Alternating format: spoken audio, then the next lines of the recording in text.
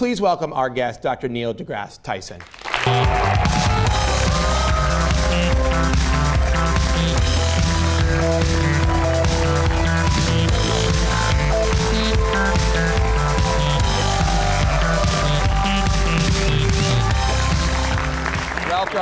Welcome. Did you move our sofa? Sometimes. I mean, did the sofa, did it move, really? Yes, it did move. So let me ask you something. You were voted People Magazine's sexiest astrophysicist alive in the year 2000. That was a few years ago. Well, hold on. That's what I want to know. Did that category you don't see a lot nowadays? Yeah, did they retire the category, or do you just hold the title until the end of time? And when is the end of time? All right, so first, I don't get big-headed about that distinction because consider the category, right? I mean, I don't know what the competition was. You just diss the rest of the astrophysicists. No, I'm just saying. I don't know. Was Stephen Hawking in the? I don't know who's in the list. All right, this is getting deeper and deeper. I don't know who's on the list. Who else couldn't be the sexiest astrophysicist? I don't know. Let's name names. They had other categories: sexiest action star, sexiest news anchor, sexiest model. Did you win any of those? No. I just run sexiest astro. Now, the category did not exist before me, and it has not arisen afterwards. So you hold it permanently? So far. Until you lose your sexy vibe. But it was, well, it was, a dozen years ago, and so a student once came up and said, because I said that was 12 years ago, he said, no, that means you're the sexiest astrophysicist there will ever be. Right. So I thought that was a way to look at that fact. But until the universe comes to an end. That'll be a while from now. How long do you think? I think the end of the universe should be less of a concern for Earthlings than the end of the sun. Okay, just you want to rank what you should be concerned about. Okay, just so you know. Give me a timeline. When do I need to start getting worried about either one of them? Okay, so the sun. All data show that the sun will die in about 5 billion years. Mm-hmm. So I'm waiting for an app that I can put that in my calendar so I can just... they don't go out 5 billion years? Do you have a date? Do you know the date? There was what's this movie that had Ringo Starr in it and he was a caveman? That is not a movie. That is I forgot the name of it. I forgot it. But it begins, it says like 3 million BC, October 3rd. Well, they know the date. They're getting very specific. There's nothing wrong with that. So, talk to me about. I want to ask you a question. It might be a little sensitive for you. I don't know if you know this. You're kind of a meme on the internet. There are animated GIFs of you or GIFs, depending on who you talk to. You've become like a guy who appears completely out of context. How does that make you feel? Initially, it was really weird and creepy because my image would just be the fodder for artists to distort at their leisure. Mm-hmm. The internet.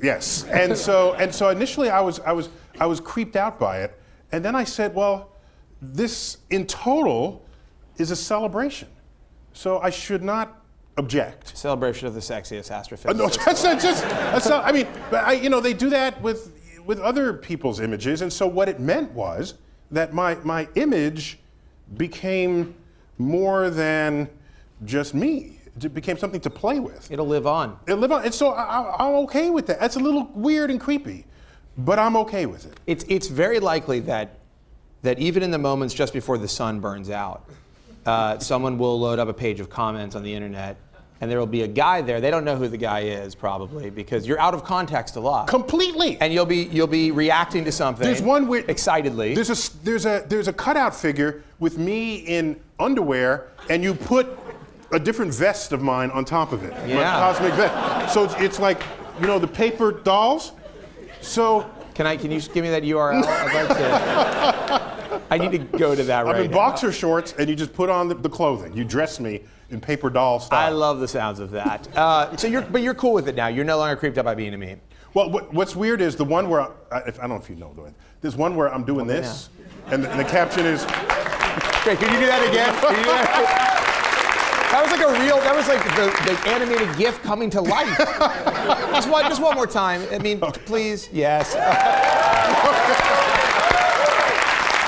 That's amazing. So yeah, it's completely out of context 3D. because that was like a frame from an interview where I am praising Isaac Newton. Listen, right? So I'm listing all the great things he did. He discovered law of gravity, universal law of gravity, and laws of optics, and laws of motion. And he had some trouble with his gravity, so he invented calculus to figure out that problem. And then he did all of that by the time he turned 26.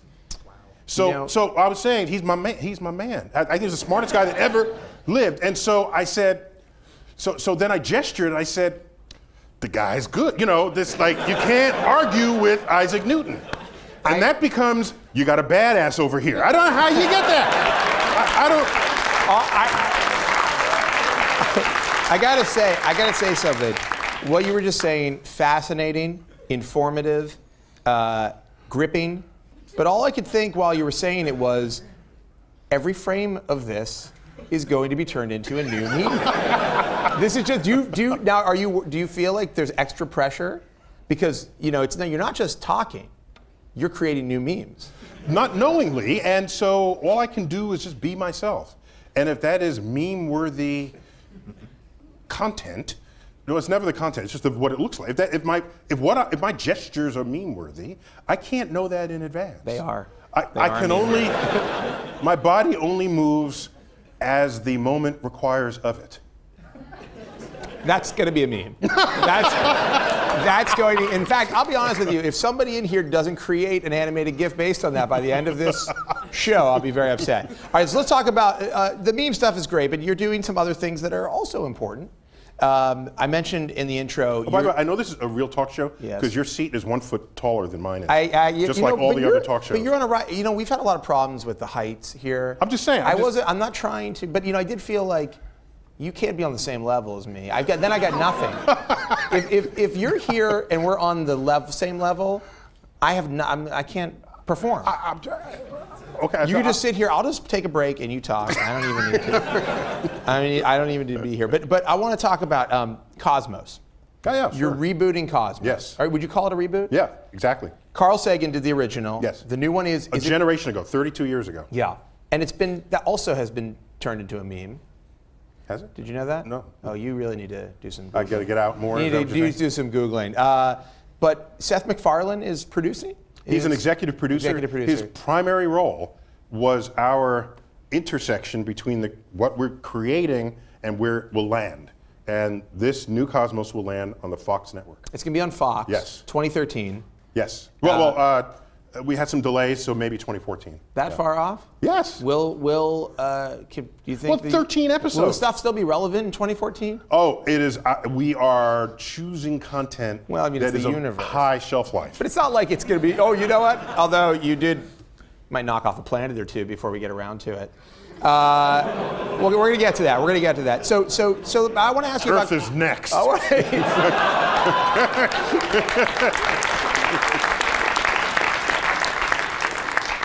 meme. That's going to be a meme. But I want to ask you, America is not at this point known for being really into science. And I think you know this. At the present moment, we're not a country that is talking about and thinking about science a lot. Are you? Just want to get comfortable. Can you slip your shoes off? Okay, that's fine. Okay. Sorry. I'm more comfortable now. Go on. I don't. What is going on? I don't. You were commenting on science losing its meaning in the American public. Yeah. Go ahead.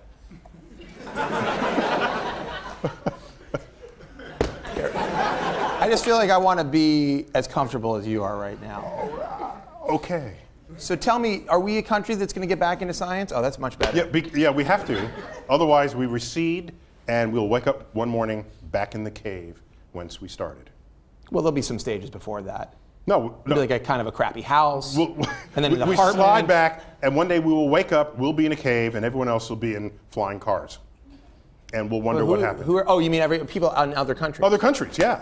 They're going to beat us for the flying car. That metaphorical flying car. Well, and they probably will create literal. the future that we forgot how to dream about. So, but do you think that I mean, can we put a show on Fox in prime time and get people charged up about science again? Will that do it? If the content deserves it, I think it will grab the audience that it deserves, at least the audience that the original garnered, and the fact that it's on Fox. Fox has like the #1 shows on television. It's got you look at the whole Fox portfolio. It's 20th Century Fox, which brought Avatar to the screen. It's Foxlight Pictures, which brought Slumdog Millionaire. That's the indie arm of Fox. It's the conservative commentary that's rampant on Fox News. Which you love, right? You're into that. On Fox News. Does that bother you? It's got the left-wing commentary in The Simpsons and in Family Guy. It's not quite the force of the Fox News network. Well, few episodes I would say transcend it, actually, because it not only recognizes it, it actually pokes fun at it, and so in a way that everybody's got to laugh and recognize it. So it is all American demographics. The crossroads intersect at Fox. If you look at what their portfolio is, so that's the place to put Cosmos if you want to maximize its impact to bring science to the general public, especially the public that never knew that they cared about science. There are places you could put it. I call it like the science ghetto, where I can use that word. That's right. Okay.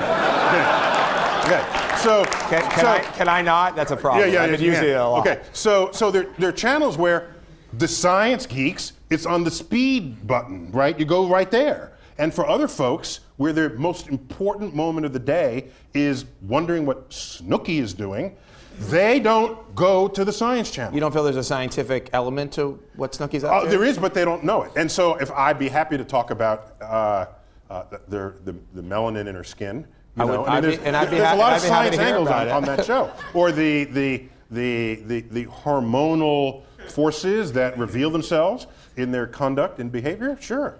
We can turn that whole thing into a science show. Let's do it. Right, let's do it right now. So you're on Fox. Did you ever think about, is there going to be any kind of like American Idol element to it? Are you going to have people present theories and then you'll have a group? Oh no, we're gonna be pure.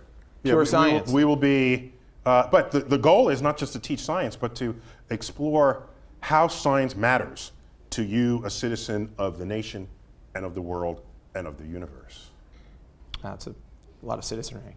Yeah, but they're nested. In the Venn diagram, you just have to be the citizen of the middle, and you get the other circles for free. Right, like universe. Yeah. You don't really have a choice. There's no passport. Exactly. So it's not a burden of citizenship to be a citizen of the universe. So this ties into your new book. It's called Space Chronicles: Facing the Ultimate Frontier. Yeah, thanks very much. And everybody should read it. But it's and this is a quote. That's all it gets. Everybody should read it, but. Well, it's a manifesto. This is a quote. A manifesto on the importance of space exploration for America's economy, security, and morale. Yeah. I mean, how does that work? Okay. I mean, because we're just great question. Let me set it up. Let me just set it up. Right. We're in at least in America. Right. Economy is in trouble. Jobs are in trouble. We have healthcare issues. We've got a presidential debate. A presidential race coming up could change the way. Could go to a war with Iran. All kinds of crazy stuff happening. I feel like, and by the way, I agree with you. I'm playing the devil's advocate here because I want to know, and I think everybody should hear you say it. Why should people care about going to space? Why should people care about space travel or exploring when we have bigger problems to tackle? And I mean, and you see, we haven't invested in it, right? And there are obvious reasons. So how are we going to get people to care? I'm not requiring that you care about space. That matters to me personally and emotionally, but not politically. You should care about space not because space is cool, which it is. You should care about space because advances in a space frontier reset what it is for a nation to dream again. And when you dream about a future that you can enable with science and technology, then an innovation culture takes root in your nation. And when you are part of an innovation culture, what you innovate becomes tomorrow's economies. And that's what keeps the jobs here. That's what stimulates interest in science in the schools. That's what relaunches the economic stability of your marketplace. And so you don't have to care that we're discovering something on Mars. The fact of getting to Mars required that we innovated.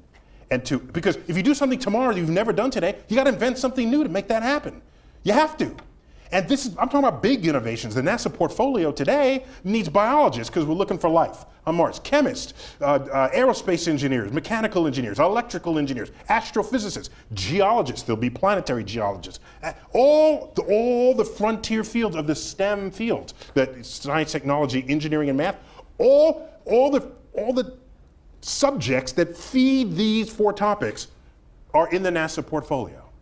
And NASA wins every time. You could say, well, I care about the ocean. Make your pitch to the 8th graders. Oh, we still don't know what's at the bottom of the ocean. There could be new fishes, new plants, okay? So I need someone, a biologist, to help me look for life at the bottom of the ocean. You're done. I get up. We're looking for alien life on Mars. I need a biologist. Who's with me? Okay, I win. I win that one. Okay, your argument wait, another one. Okay, we need to be concerned about energy and this. I'm not arguing that. But what's going to inspire people? You get up in front of the 8th graders and say, who wants to be an aerospace engineer so that you can design an airplane that's 20% more fuel efficient than the one your parents flew? That's your pitch. I get up. Who wants to be an aerospace engineer because we need a new airfoil to navigate the rarefied atmosphere of Mars? I win. Okay? So I win every time. So NASA is proxy for all that captures the dreams and career trajectories that we want to reinstill in the educational pipeline. That's why I say just double NASA's budget. It's a half a penny on a tax dollar right now. And what is the budget right now? Half a penny on a tax dollar. So that converts to like 18 billion. All right? Now you say... You're saying I have to pay a full penny to NASA? Of every tax dollar, yes. I don't think I can... Yeah, I know. So that's fine. So I'm not here to twist people's arms. People, after I said all this, because it's not the first time I said this, right? I said this, and there's like hashtag penny4NASA. With the numeral 4. There are now websites, penny4nasa.org, penny4nasa.net. People, it's like grassroots, and I testified in Congress in front of the Senate just 10 days ago, and I thought, you know, there's like 3 senators there from a committee of 25, but there's a camera there, and like I get home, it's on YouTube, okay? And turned into a meme. And people are, and I'm looking at the comment thread, so people said they were in tears, and I think because it moved them, and I was happy to learn that, but I'm not trying to lead a movement. I'm just trying to alert people of the causes and effects of action versus inaction. If you do not invest in NASA, you will think that your solutions to society's problems, oh, we need better science kids? Let's make a better science teacher. Let's train teachers. Okay, I fix that. Here's my Band-Aid. You're saying send the teachers to space. No. Is that right? Right. So put the kids in space. No. So the people who think that that's a dyad that gets solved just by putting the money in it, and then with the jobs are going overseas, well, let's change the tariff regulations. Let's add tax incentives to keep the factory. Oh, fix that. That's another Band-Aid there. And then the economy. You want to boost the economy, so let's put some money in innovation sectors. Okay? And I'm saying, you can't legislate innovation. It's got to come out of the creative juices of really smart, motivated people. And how do you get smart, motivated people to want to do smart, motivated things? You have motivational goals set in front of them, like we're going to Mars. We're going to set up a colony on the backside of the moon. We're going to stop that asteroid that has our name on it. There's a good one for you. Wait, what? Okay? The asteroid. Are we in trouble? Is this going to be like the movie 2012? Starring John Cusack. But that wasn't an asteroid. Also stars Serendipity, by the way, weirdly enough. I don't know, I didn't see it. But yeah, it wasn't an asteroid. That was neutrinos from the sun. Are we going to be hit by that melted the inside of the Earth. But hold on, getting back on what you're saying. I just thought I'd give some details on it. Really? Thanks for ruining, thanks for ruining 2012. Don't mention the movie unless you can't hang with the geek factors of the movie. Good point. That is a very good point. Don't go there. Let me ask you a question. Just saying.